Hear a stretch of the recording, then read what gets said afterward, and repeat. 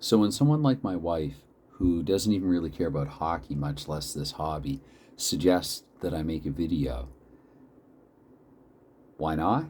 And also too, for her sake, if she's wondering why I'm not in bed, she can watch this tomorrow morning and see why. So, anyways, this was something that she saw and she actually suggested. I think it's the first time it's ever happened that I do a video about this.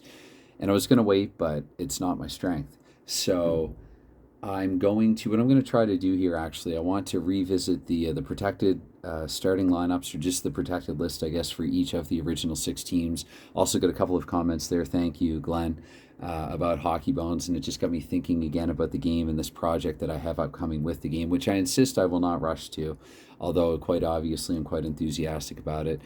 So this also, I guess, kind of doubles as the closest that I can sort of get to an unboxing as someone who primarily does and plays just, from PDF, printed PDF files. This is something that I got at the print shop earlier this evening. And so what this is, because this year's actually just a test page.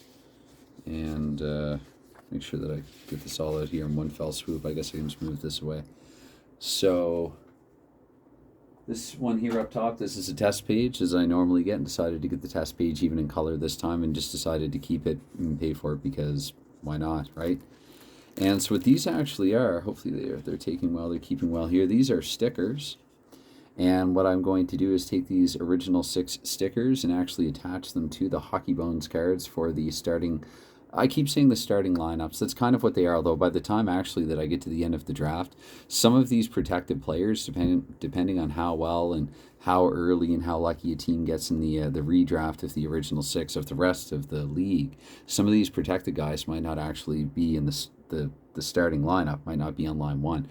But these are basically a combination of franchise players, prospects, and I have another video, a very long video that's up about these. So I'm going to experiment here a little bit. I might as well also get some scissors as well there. I might actually go for a pair that's slightly less old and rusty now that I see these things on camera.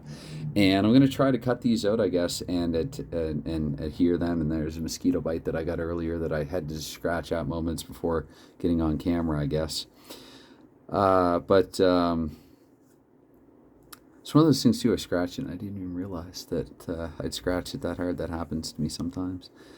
Bad habit. Anyway, so I'm going to, try to cut these stickers out and try not to cut myself again, and a bit cut prone, and attach them to the cards. And so maybe actually what I will do is pause and try to get Detroit first. Maybe what I really should do, if I'd thought this through, which also just isn't the strength of mine in some cases, is begin with Boston at the top of the sheet of paper here. Boston's starting.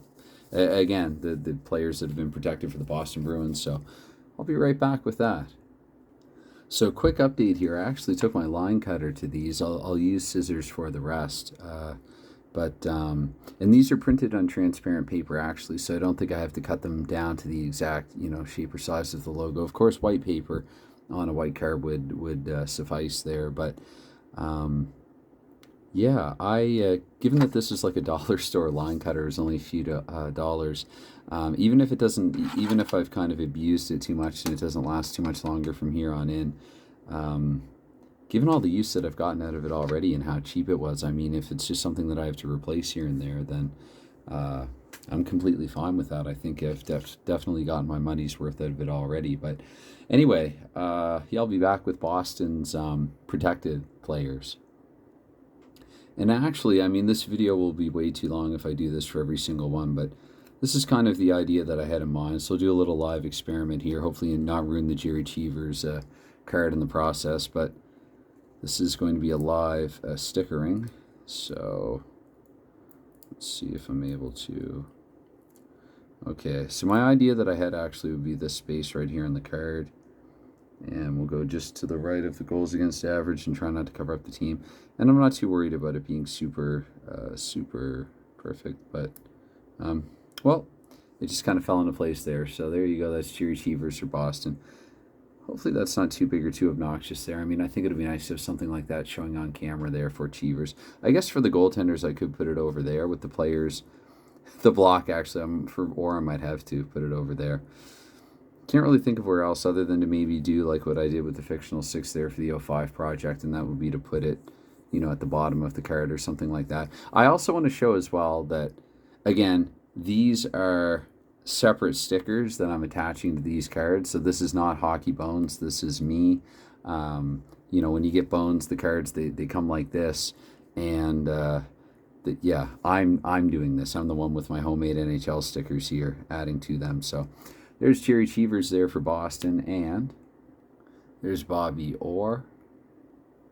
All right, so there's Boston's protected lineup. There's 7 protected players. I have Johnny Busick, Phil Esposito, Ken Hodge, Ed Westfall, Ted Green, Jerry Cheevers, and Bobby Orr. And again, if you're wondering where is John McKenzie, where's Derek Sanderson, and some guys like that, Westfall, at least in terms of Bones gaming, is a good choice. He just has some good assets that will complement this lineup. But for the concerned Boston fans among you, the scouts, the GM, the management of the Boston team will be gunning pretty hard to try to reacquire Sanderson as early as possible in the draft when this all gets drafted out. So again, each team is protecting 7 players. I want the teams to be a little different.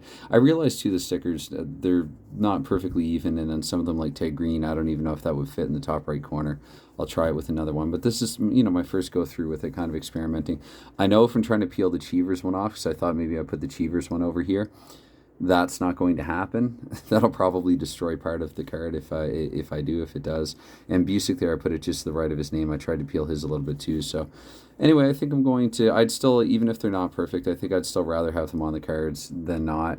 It will go with, what is referred to among the community as immersion. So there's Boston. All right, so here's Detroit's. I think I did a little bit better of a job with these ones, if I can say so myself. Detroit's actually protecting 3 defensemen, though Howie Young is dual positional, which also kind of renders him an asset. But so Gary Bergman is one Red Wing there that I'm protecting. Then defensive prospect Bart Grashley, and then up front you have Gordie Howe. Even though he's older, and if this were real, you might be reluctant to protect somebody who's old. Again, as I mentioned earlier there, this is really a combination of franchise players. And whoops, you can't really see. Sorry, the forwards get cut off there. I guess I'm zoomed in there a little too closely. But there's Detroit's protected 7. Goaltender Roger Crozier is simply the best available to protect. And, they might not be able to get somebody good in the draft, so they're going to hold on to Crozier. I think that Detroit, again, I'm trying not to look ahead too far. I want to even surprise myself when I do this, but obviously in getting prepared for this, I see that Detroit might want to acquire either from the expansion 6 or somebody that one of the other 5 original 6 teams left unprotected, just to kind of bolster and balance out their goaltending. But yeah, Frank Mahovlich, whom they acquired in a trade late in '68. By the way, I don't know if I should address this here or not, but with this fictional scenario, and I completely admit that there are going to be flaws in the timeline when I start this project off, still this is how I want to start it off. Assume that it's like late in the year 68 and they just decide that expansion isn't working out, and so maybe like all WHA style, a bunch of the expansion teams fold mid-season and they decide, okay, we have to retract, we have to condense, we have to go back to an original 6 again, and but they decide that this time there has to be a twist to it. And I realize, again, it's not the most believable scenario, but anyways, there you have it, the Detroit Red Wings again, and their starting 7. And here's Montreal. Jacques Laperriere, Ted Harris, because this sort of reimagining the evolution of the modern era of the NHL with the game Hockey Bones, this could actually put the Habs at a severe disadvantage, because there's no guarantee that the Canadians will get Guy Lafleur, Ken Dryden, and Steve Shutt, and some of the guys that they had in the 70s that helped them to those Stanley Cups. So I've protected Jacques Lemaire for Montreal, Yvon Cornway, Jean Beliveau, just because he's a legend. He has to retire as a Hab. Rogie Vachon, again, because if I don't end up getting Ken Dryden, then I might have to, who knows, he might actually be a Montreal Canadian longer term this time. And defensive prospect, Serge Savard there. So again, a good mix of, like, I look at someone like Ted Harris. He didn't figure into Montreal's story in real life for too much longer than this. But again, that is just a really solid defense defenseman's card for 1968 Hockey Bones. And so, again, really, I think a good mix here, a good combination of legends who I think just have to retire with the team. I know it's a little awkward there that I had to cover up part of Beliveau face-off bonus, but tried to get around it. Again, there is no perfect system, no perfect solution. As long as I can see it there, then, and I guess if not, then I'm losing draws for my team. Anyway, this is Montreal and their protected 7. All right, in Chicago 7 that I've decided to protect here, Ken Morum, Bobby Hull, Gilles Marat, since they went to such great lengths to get Marat from Boston. So I'm going back and forth here again. I've said this already, but it's really a combination of storylines, reality and fantasy, and just kind of blending everything. But yeah, you're going to protect Bobby Hull if you're Chicago. Dennis DeJordy, again, simply sort of the BGA, the BPA, their best goalie available, best player available in net for Chicago. Stan Mikita, wish I had thought to do this with Beliveau, so the logo actually fits nicely under the face-off bonus, although I will say this with Boston, although all of these logos, the files, I formatted them all exactly the same size. I think it's just the dimensions of Boston's logo that even though this here formatted block is the same size as the other teams, I think like Detroit and Montreal, for instance, just fit onto the cards there a little more easily. Savard's is a little crooked, but again, this is not perfect. This is just, playful fun, just an idea that I had. And because again, this league basically, and I will do this to all the players that the teams draft as well, but the league, at least for the first season, will be, again, there's a protected 7, a chance that they get 1 or 2 more, current or former teammates in the draft, at least 1 or 2 more. But you're still looking at a roster that's going to be about a third the existing roster in 68 to sort of protect the team's identity, so it's not a complete random mishmash of players and none of the teams seem like they have any identity whatsoever. But then with the twist, with hopefully enough of a twist to spin, a competitive one at that will make just for more of an even like 50-50 type league structure, at least for 68 going forward. Who knows? I mean, it could depend like who gets Bobby Clark, who gets Steve Shutt, who gets some of the different superstars that are going to come into the NHL in the 70s. All right, so for the Rangers, some of the teams I protected 4 forwards, 2 defensemen, and 1 netminder. And then with other teams, it was 3 and 3 and 1. And already actually going into the draft, I kind of like having that imbalance. For the Rangers, though, up front, I figured it had to be the gag line to protect going forward. Although that does mean that I've left Bob Nevin, their captain at the time, actually, the Rangers captain at the time, and Phil Goyette available to be drafted. And they may or may not be able to be drafted by the Rangers. So I guess, I have a couple left defensemen there. And veteran Harry Howell, again, I'm just going to let him probably kind of retire as a New York Ranger here for this, this project here, this evolution going forward. Eddie Jacquemin, Rod Sealing, Jim Nelson, and the aforementioned gag line there of Vic Hadfield, Jean Martel, and Rod Gilbert.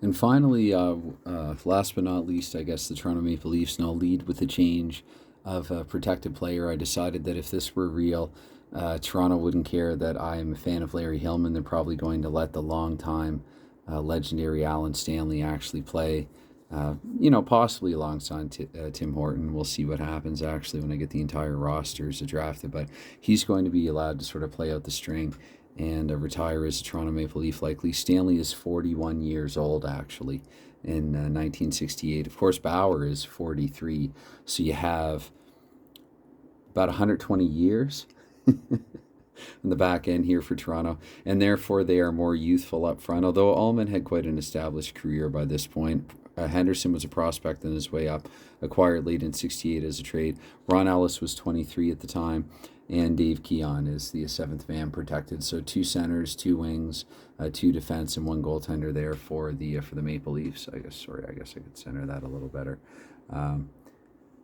So this is me. This has been me just putting stickers, some homemade NHL Original 6 1968 logo stickers. I got the logos from sportslogos.net, Chris Creamer, because that's what Hockey Reference uses. And so I'll mention this in the video description, but this obviously has nothing to do with PT games. This is entirely my idea, so I don't know if there is any copyright issues with the NHL. They should come after me and me personally, and not Yeah, not anyone else. This was entirely my idea and my doing. So again, this has been me putting NHL team logos on hockey bones cards. All right, good night.